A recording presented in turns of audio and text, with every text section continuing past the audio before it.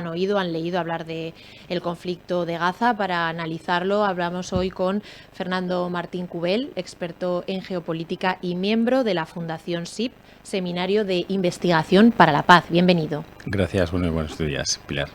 Decía que todo el mundo hemos oído hablar del comienzo del conflicto, de esta nueva parte del conflicto que ya se extiende varios años de Gaza, que comenzó el 7 de octubre con un ataque de Hamas en suelo israelí y que se ha ido desarrollando de una manera violenta y que está afectando incluso a otros países.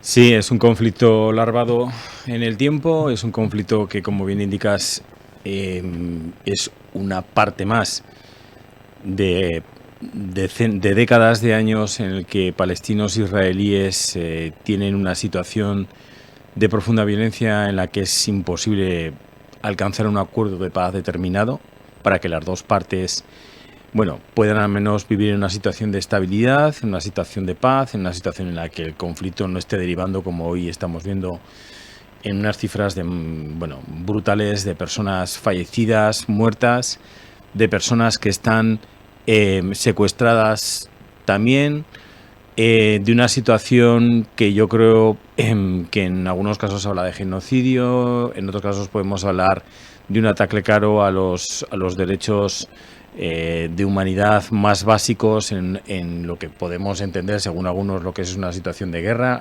en el caso de Gazatí, pero que creo que hay que extrapolarlo muy mucho porque es una situación que, tensionada en el tiempo, que es lo que ahora mismo estamos viviendo desde octubre, lo que está generando es que esta piedra en la que volvemos otra vez a tropezar, que es el enfrentamiento entre dos bandos, entre israelíes y palestinos, está provocando que en otras zonas de Oriente Medio veamos el estallido momentáneo por ahora, que ya veremos si se mantiene y permanentemente en el tiempo, de conflictos o de situaciones muy concretas, ¿no? Tenemos Líbano con Hezbollah y lo que ello puede llevar si está ya ahí ya un conflicto abierto entre lo que es la militancia y sobre todo el Hezbollah e Israel. Tenemos todo lo que está sucediendo en la zona de Madeb, entre Houthis, con el ataque al comercio internacional y ya la implicación directa no solamente de Estados Unidos, sino también de Gran Bretaña. Y veremos lo que la Unión Europea va a llevar a cabo allí, porque en principio se quiere más o menos para el mes de febrero tener una operativa naval de Unión Europea en este área. Me imagino que será algo más que una operativa de Unión Europea. Y luego no tenemos que olvidar que en ese larvado enfrentamiento entre Israel e Irán, que no estamos solamente viendo ahora, así que ya lo veníamos de antes, se está replicando en Siria, se está replicando en Irak, se está replicando también en Irán y se está replicando en otra zona además que uno no esperaba que pudiera saltar también, que es en la zona de Pakistán. Uh-huh. Porque allí tenemos un área, la gente a lo mejor no lo conocerá, que es la zona de Beluchistán, que es una zona geográfica que hace frontera entre Irán y Pakistán, donde se mueven ciertos grupos que pasan de un lado al otro de esa frontera de más de casi que son unos 1000 kilómetros, que es muy porosa también, que cuesta mucho de controlar por los dos estados, y en el que estas últimas semanas lo que hemos visto ha sido atentados terroristas en un lado, pero la reacción de un estado de Pakistán atacando a Irán, a territorio iraní, ¿no? Puede que ahora mismo no tenga otra serie de cuestiones en la cabeza sobre esto, pero es que el mapa del conflicto Gazatí se está convirtiendo en un mapa de conflicto en Oriente Medio. Uh-huh. Y ese sí que es el problema que podemos tener, entre otros más que podemos comentar ahora, claro. Porque, claro, para que esa franja que se ha ido desplazando, la gente desplazando el conflicto, como decías, los grupos armados están sobre todo el tema fronteras, ¿no? Que es muy difícil de controlar por parte de los países que colindan. ¿Qué repercusiones puede tener en el panorama mundial ese conflicto que se está extendiendo? Pues mira, hay una primera cuestión que para mí es clave, que en la cuestión de Gaza, también en otros, pero sobre todo en la cuestión de Gaza, y es cómo la comunidad internacional y por lo tanto sus instituciones internacionales dan respuesta a lo que ahora mismo está pasando en Gaza. El secretario general de Naciones Unidas y otras personas muy representativas de Naciones Unidas están, y por ser muy llano, pidiendo que por favor se pare esto. Otra cosa ya es la solución que se le pueda dar al tema de Gaza, pero que se pare, porque es que todos los días estamos hablando de una media de 100 y pico personas, según los datos que se nos aportan, que están falleciendo por la acción de un ejército, en este caso el ejército israelí. En ello no quiero olvidar, y esto lo reitero, las personas que están secuestradas, detenidas por la organización Hamas, que también esto hay que recordarlo que está ahí, ¿no? Ese es un tema importante porque ya llevamos un tiempo en el que estamos escuchando voces que ponen en cuestión un modelo de organización internacional, Naciones Unidas, otra serie de organizaciones que vienen derivadas de la Segunda Guerra Mundial que aparecen y que hoy día se duda de sus capacidades, ¿vale? Y el tema de Gaza es un tema muy importante en esta cuestión. Segunda cuestión es la reacción que están teniendo algunos miembros de esta organización internacional que defienden las organizaciones y el modelo internacional, pero que a la vez se salen de los cauces de juego. Por ejemplo, el tema Houthi. Es decir, Estados Unidos y Gran Bretaña están reaccionando a lo que en principio los hutíes están llevando a cabo, que es atacar el comercio internacional, pero no se amparan en la comunidad internacional para hacer frente a esta situación que ha surgido ahí. Con lo cual también se tensiona esta cuestión primera que te he comentado, ¿no? Y luego, en tercer lugar, algo que es una reflexión yo creo que muy tradicional, y es que Oriente Medio, donde lo que tenemos yo creo que es un problema árabe, no es tanto religioso, es un problema árabe, desde finales de la Primera Guerra Mundial, hay una serie de cuestiones que siguen estando aquí permanentemente y que replican constantemente en situaciones de tensión que ahora con el tema gazatí vuelven a emerger. Es decir, la situación palestina, la situación kurda. ¿Qué sucede si Palestina consigue un Estado? Los kurdos también querrán tener el Kurdistán. Como está Uzbekistán, como está Tayikistán, los kurdos también querrán. Quiero decir, estados que ahora mismo se están rompiendo, y perdón por la expresión, las camisas, sacando a sus poblaciones a la calle frente a pidiendo no solamente que se pare lo que es lo terrible de Gaza, sino que también se dé la posibilidad del Estado palestino, van a permitir en su momento que kurdos que están en Irán, Irak, Siria y Turquía tengan su propio Estado. Es una cuestión. Y luego, pues tenemos, evidentemente, las situaciones de Irán, que es un régimen que cuando amanece en 1978-79, uno de los pilares básicos de los ayatolás es que Israel tiene que dejar de existir. Llevan décadas enfrentándose soterradamente estos dos estados y ahora mismo lo estamos viendo emerger, esta situación. Es decir, tenemos un estado como Israel, que es un estado nuclear, frente a un estado no nuclear, que es Irán, que también ahora tiene un problema con otro estado que tiene armamento nuclear, que es Pakistán. Pero en esta situación vemos ya que se ataca a Damasco. Vemos ya que Hezbollah también está haciendo sus cositas en el norte del Líbano, o sea, en el norte de Israel, en esa frontera tan inestable. ¿Hasta dónde podemos llegar para que esto nos escape de las manos? ¿No? Y si los actores que ahora mismo están aquí, que han mantenido esta situación soterrada de tensión durante décadas, esta nueva realidad, que yo creo que Gaza es tropezar sobre una piedra, pero no sabemos si después vamos a volver a tropezar, y vamos a tener un conflicto en Oriente Medio serio, muy serio, quieren que esto se escape, ¿no? Y ahí es donde también yo creo que tendríamos que entrar a reflexionar sobre esta realidad. Mencionabas el papel de las organizaciones internacionales y una pregunta que creo que nos hemos hecho muchos, ¿no? La capacidad de la ONU frente a un gigante, a la primera potencia mundial como puede ser Estados Unidos, que tiene una serie de intereses económicos en que se desarrolle de cierta manera ese conflicto. Es como también una lucha de poder ahí, ¿no? Que se va a imponer.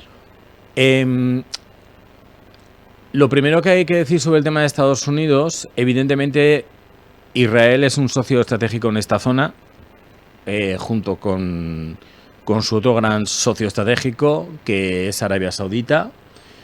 Estados Unidos, su gran idea geoestratégica es, ya desde hace, yo creo que desde la última administración Obama, es marcharse de esta zona. No tienen una predilección por mantenerse en esta zona de Oriente Medio, porque sabe que donde se está jugando las castañas es en el sudeste asiático.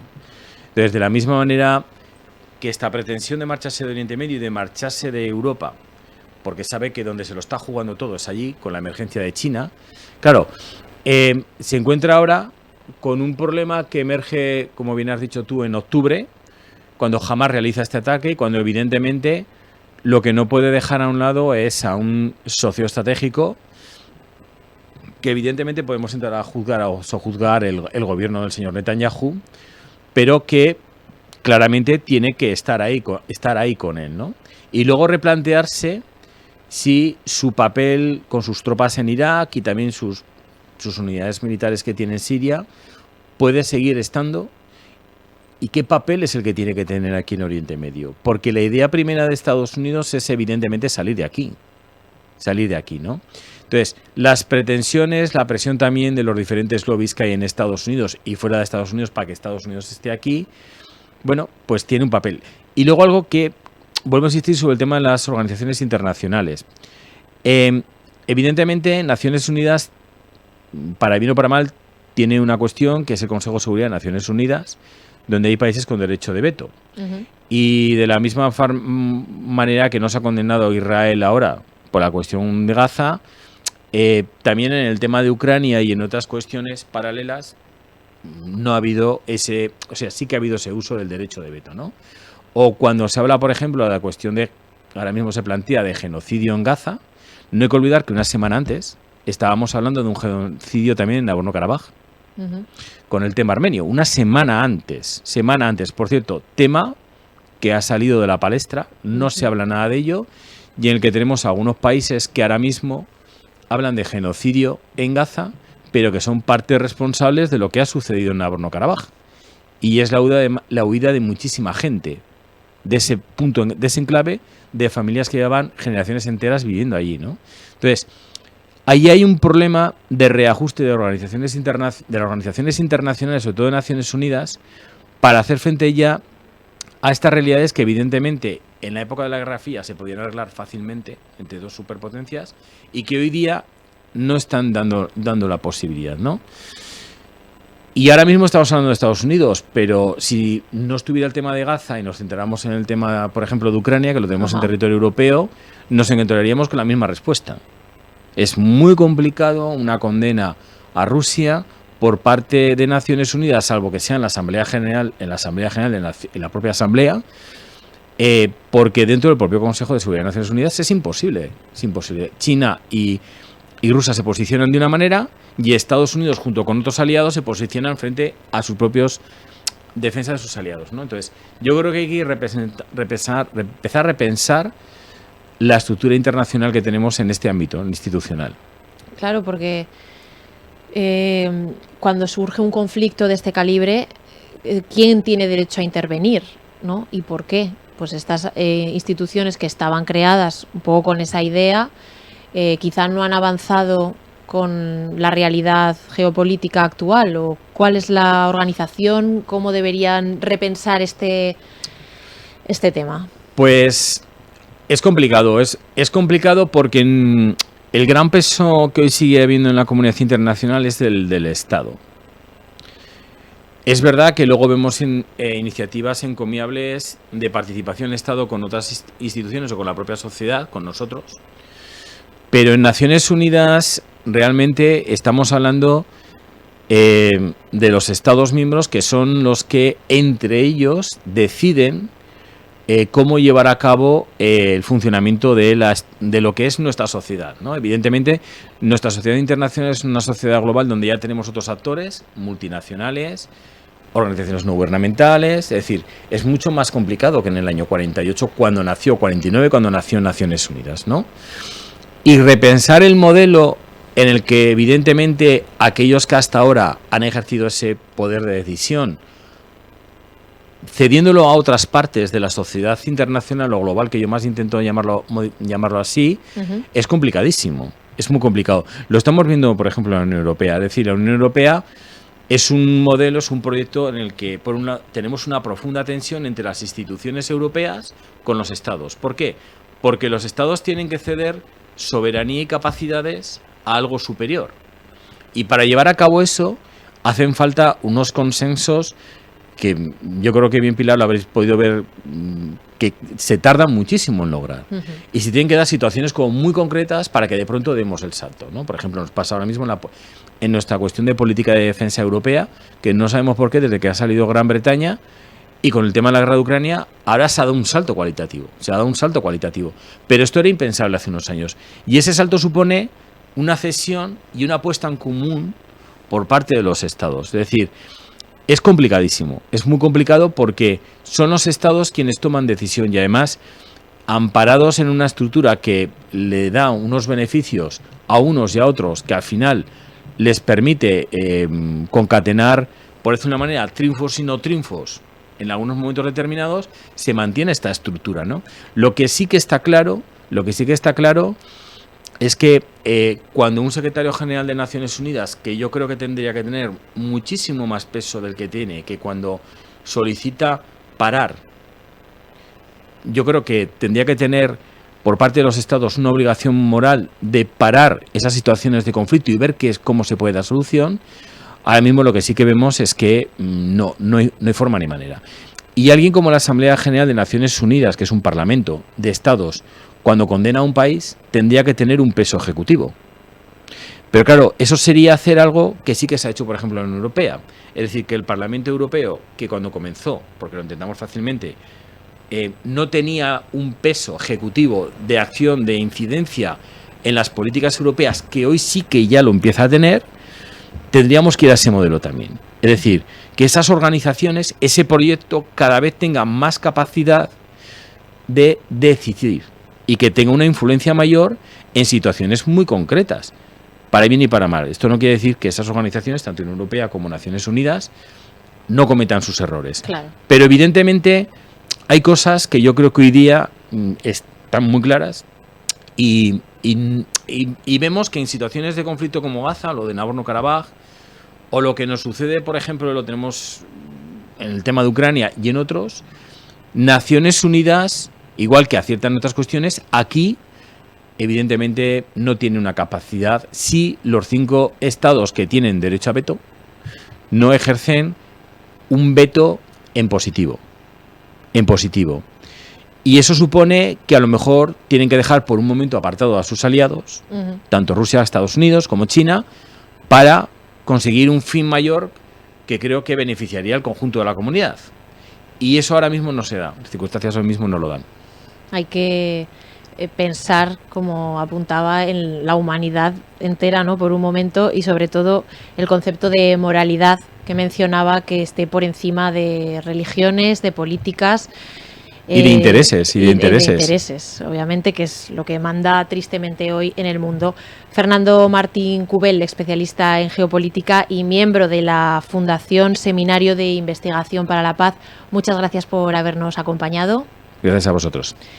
Con esta luz, con esta nueva visión de lo que está ocurriendo no solo en Gaza, sino en otros países cercanos como Líbano, Irán o Pakistán, nos quedamos, seguiremos pendientes del desarrollo, de la evolución de este conflicto y cómo se va solucionando la situación geopolítica mundial.